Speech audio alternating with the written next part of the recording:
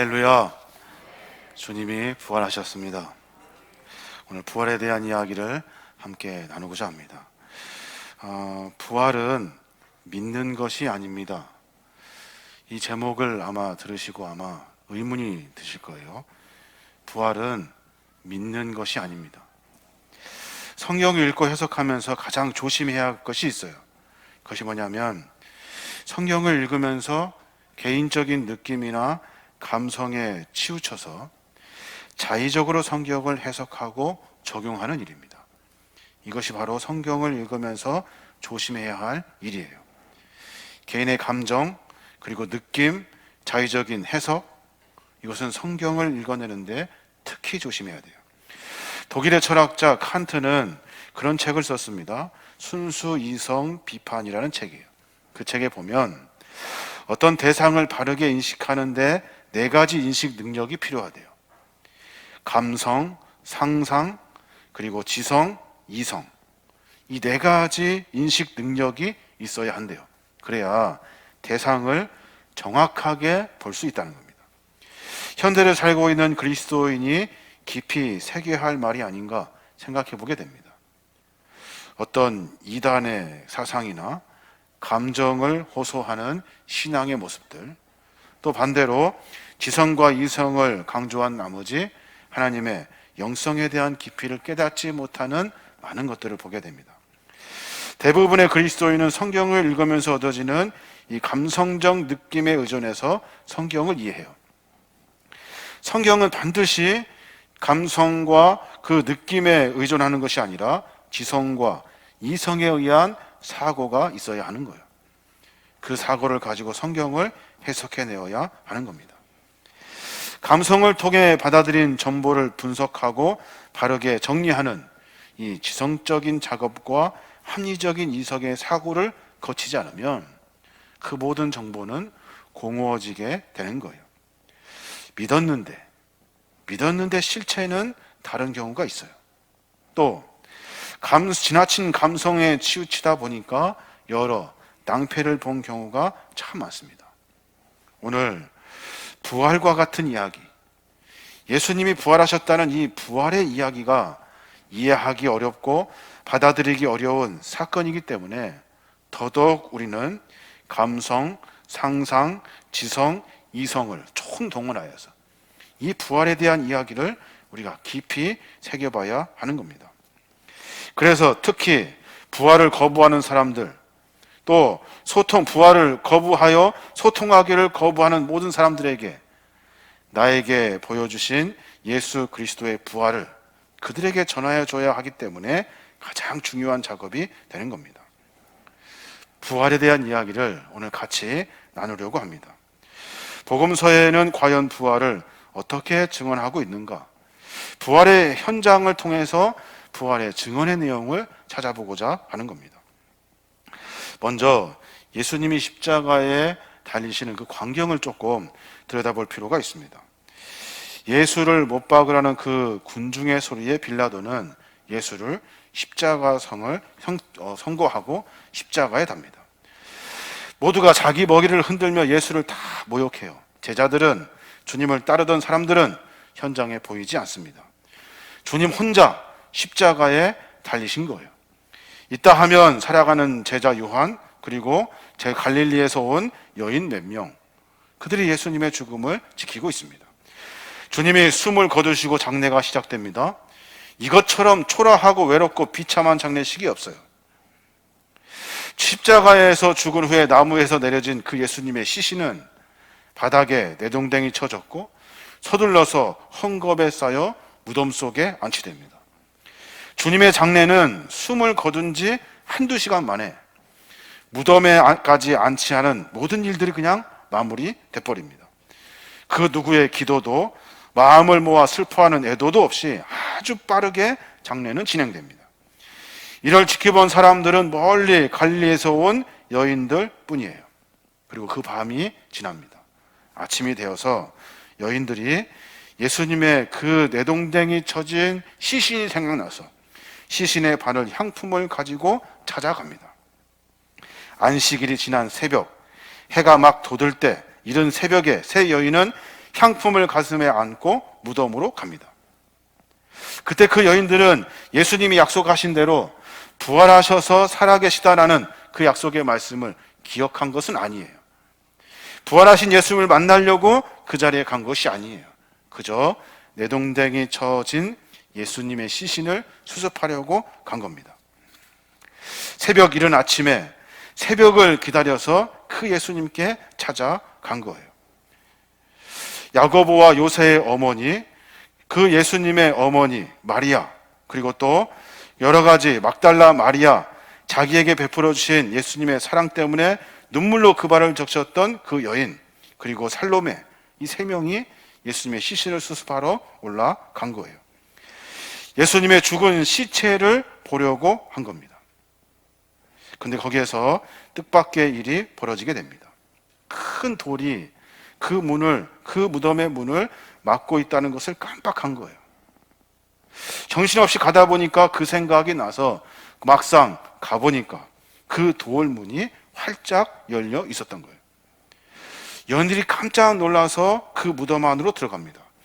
그곳에서 예수님의 시신이 누워있는 그 광경을 볼 수 있을까 해서 들여다보는데 예수님의 시신은 없고 오른쪽에 흰옷 입은 청년을 만납니다. 청년이 놀라지 말라며 이야기를 해요. 너희가 나사렛 예수를 찾는구나 라고 말하며 그들에게 그는 살아나셨다 라고 말해줘요. 그때 현장을 목격하고 그 이야기를 들은 세 명의 여인들은 참 이상한 행동을 보입니다. 그 행동이 뭐냐면 그 정도 이야기해 줬으면 모두가 다 기뻐하며 환호해야 돼요. 뭐라고? 예수님이 부활하셨다고? 예수님이 살아나셨다고?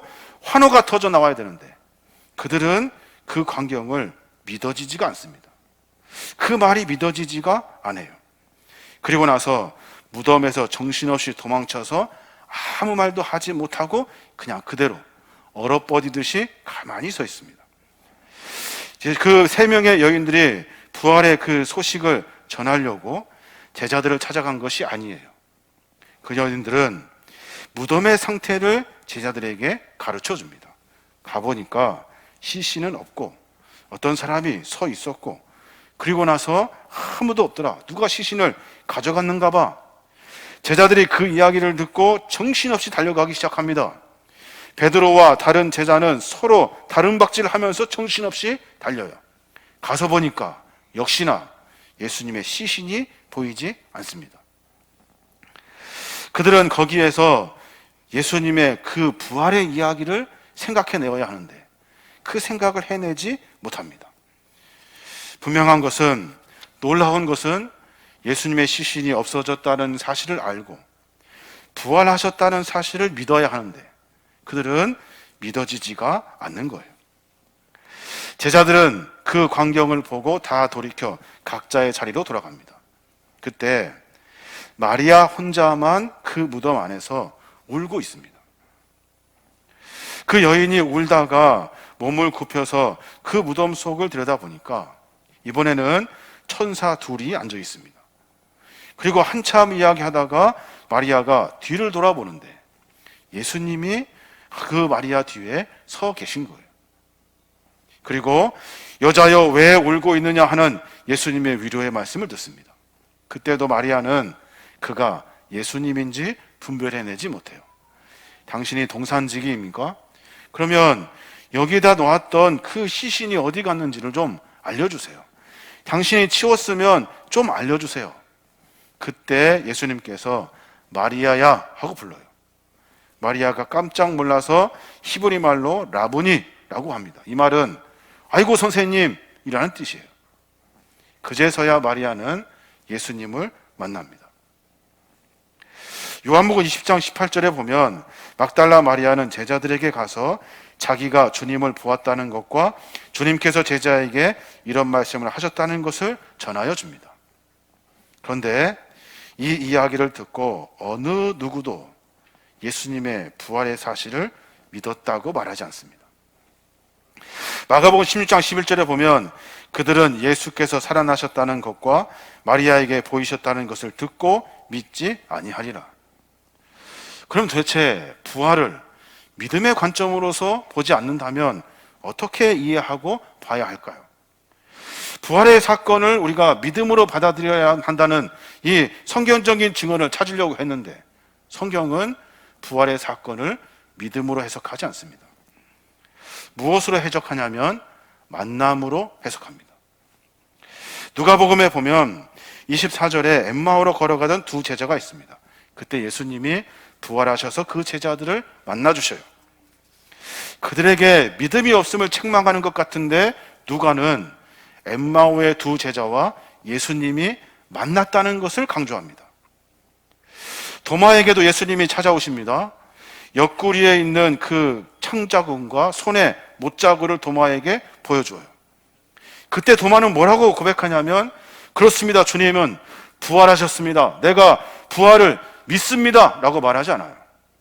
도마는 뭐라고 이야기하냐면, 예수님을 만난 다음에 도마가 대답하여 이르되 나의 주님이요 나의 하나님이시여 라고 기록해요. 부활의 주님을 만난 다음에 나의 주님이십니다, 나의 하나님이십니다 라고 고백해요. 사도 바울도 다메섹에서 부활의 주님을 극적으로 만남을 갖습니다. 그때 바울이 나는 부활을 믿습니다 라고 말하지 않아요. 바울이 한 이야기는 갈라디아서 2장에 보면 내가 그리스도와 함께 십자가에 못 박혔나니 그런즉 이제는 내가 사는 것이 아니요 오직 내 안에 그리스도께서 사는 것이다 라고 고백해요. 성경은 부활을 증언하면서 믿음을 강조하지 않습니다. 너 믿어? 야, 니 아직도 못 믿냐? 예수님 부활하셨다니까? 믿어. 성경은 그 이야기를 하지 않아요.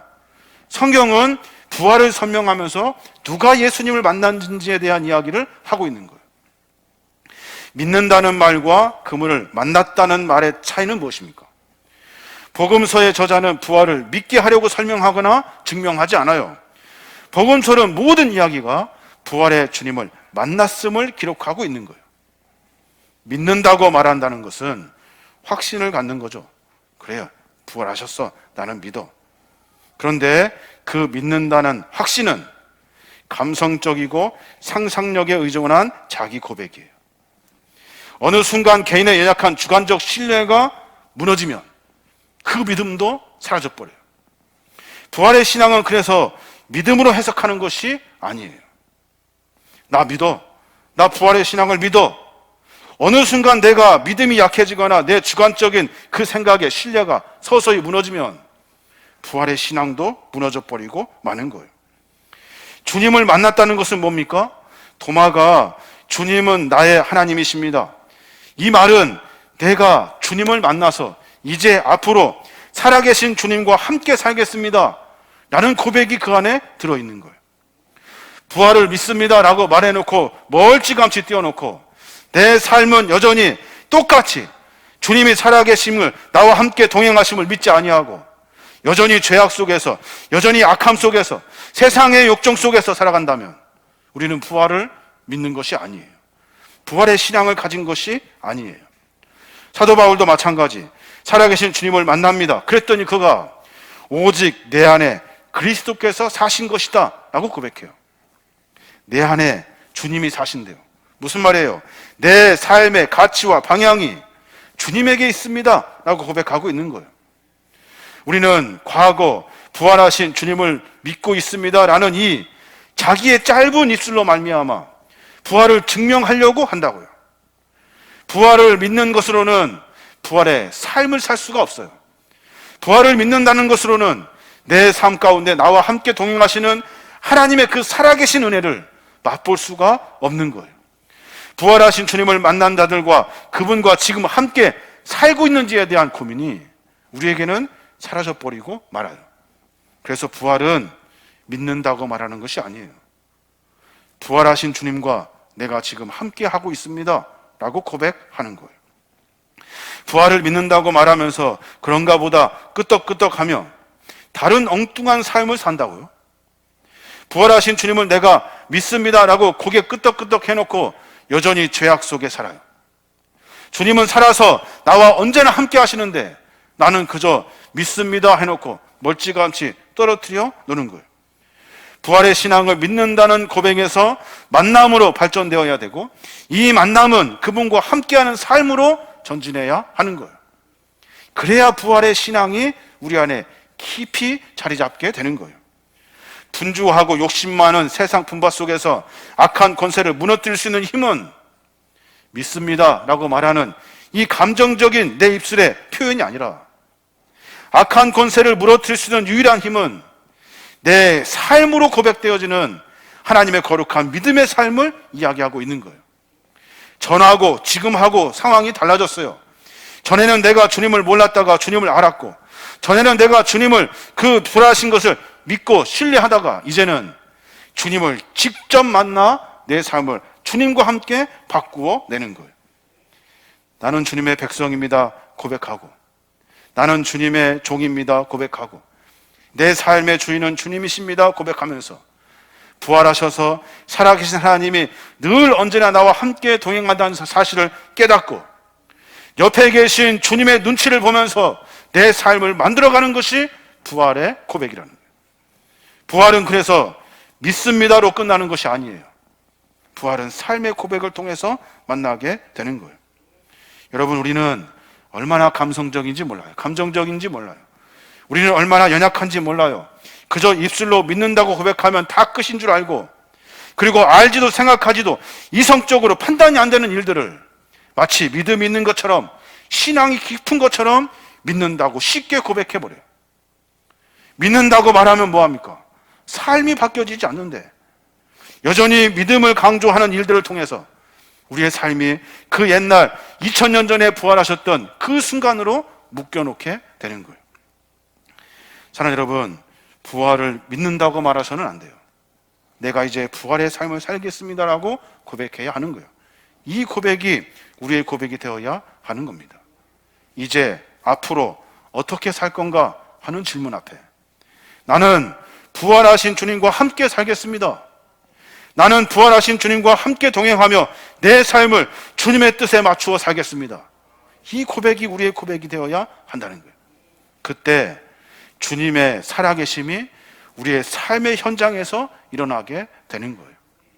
주님을 만나고 주님의 삶의 은혜를 누리고 삶 가운데 깊이 개입하시는 그 은혜로 말미암아 주님을 고백할 수 있게 되는 거예요.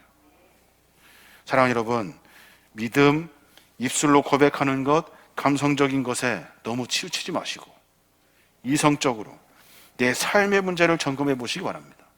내가 과연 그리스도인인가? 부활하신 주님, 나와 언제나 함께 하시는 주님을 내가 의식하며 살고 있는가? 내 삶 가운데 주님은 깊이 개입하셔서 나에게 은혜를 베풀어 주시려고 언제나 동행하시는 분이신가? 아니면 내가 가끔 생각날 때, 내가 가끔 간절히 바라고 싶을 때, 그때 불러드리는 어떤 요술램프 같은 그런 존재가 아닌지 스스로 고백해봐야 하는 겁니다. 선포합니다. 이제 부활을 믿는다고 하지 마십시오. 나는 부활의 삶을 삽니다. 나는 주님과 함께 동행하는 삶을 삽니다. 살아계신 하나님이 내 삶 가운데 깊이 개입하고 계십니다. 나는 주님의 눈치를 보며 살겠습니다. 그렇게 고백하시며 전진하시기 바랍니다. 그 은혜가 저와 여러분에게 충만하여져서 부활하신 주님이 언제나 나와 함께 하셔서 하늘의 은혜를 고백할 수 있는 저와 여러분이 되시길 주님의 이름으로 축원합니다.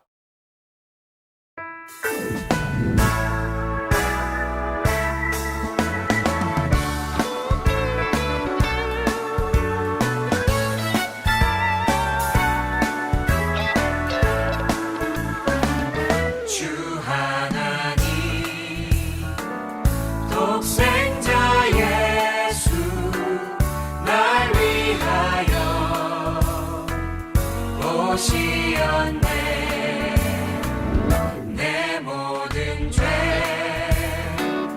다 사하시고 죽음에서 부활하신 나의 구세주,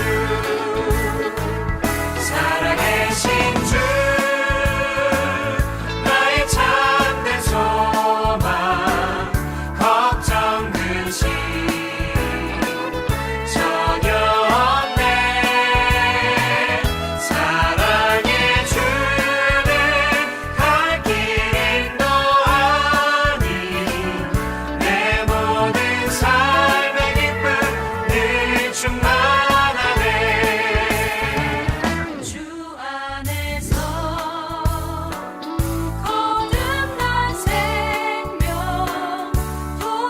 되시는 주의 사랑 참 기쁨과 확신 가지고 예수님의 도우심을 믿으며 살리 살아계신 주 나의 참된 소망 걱정 근심 전혀 없네 사랑의 주는 갈 길 인도하니 내 모든 삶의 기쁨 늘 충만하네